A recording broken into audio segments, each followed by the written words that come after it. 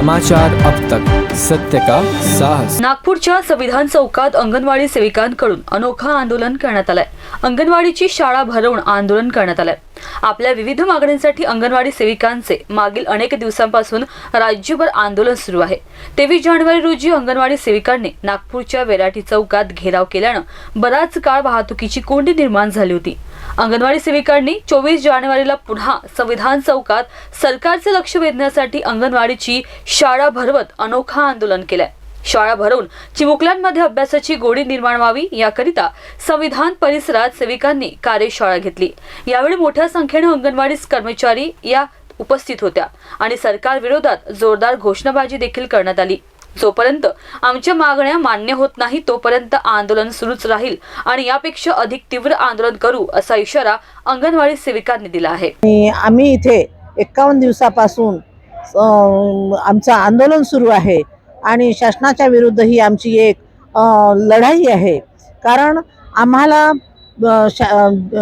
Supreme कोर्टाच्या निर्णयानुसार वेतन श्रेणी लागू झाली पाहिजे, ग्रॅज्युएटी लागू झाली पाहिजे, हा सुप्रीम कोर्टाचा निकाल आहे। परंतु शासन त्याला अजूनही मान्यता देत नाही आणि संपूर्णपणे आमच्याकडे दुर्लक्ष करत आहे। त्यांना असं वाटतं की अंगणवाडीत मुलं नसतात, अंगणवाडीच्या ताई काही शिकवत नाही। परंतु जेव्हापासून अंगणवाड्या सुरू झाल्या तेव्हापासून आम्हाला मुलांचं भवितव्य घडवण्यापासून, त्यांचा सर्वांगीण विकासापासून, गरोदरपणापासून, गरोदर स्त्रियांची काळजी, स्तनदा मातांची काळजी, मुलं 3 वर्षाची झाले तेव्हापासून तर 6 वर्षापर्यंत त्यांच्या सर्वांगीण विकासाची काळजी, हे सर्व कामं, त्यांच्या आहाराची काळजी, त्यांचं लसीकरण, आरोग्य सेवा हे सगळं आणि किशोरी मुलींची पण मासिक सभा घेऊन, त्यांच्या सभा घेऊन त्यांचं सुद्धा आम्हाला समुपदेशन करावं लागतं। हे सर्व करत असताना आम्हाला खूप त्रास होतो।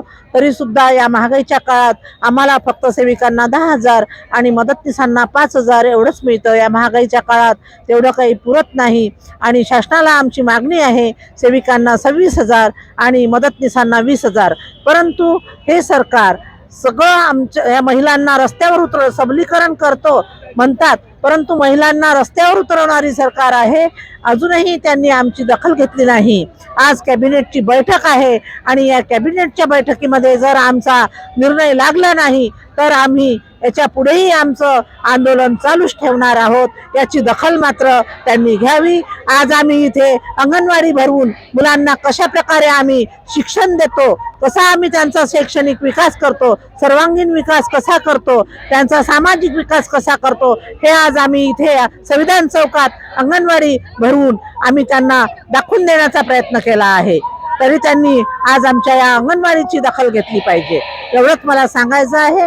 जय हिंद, जय भारत। डंडा लेके हल्ला बोल, शासन के हल्ला बोल, हम भारत की नारी है, हम भारत की नारी है,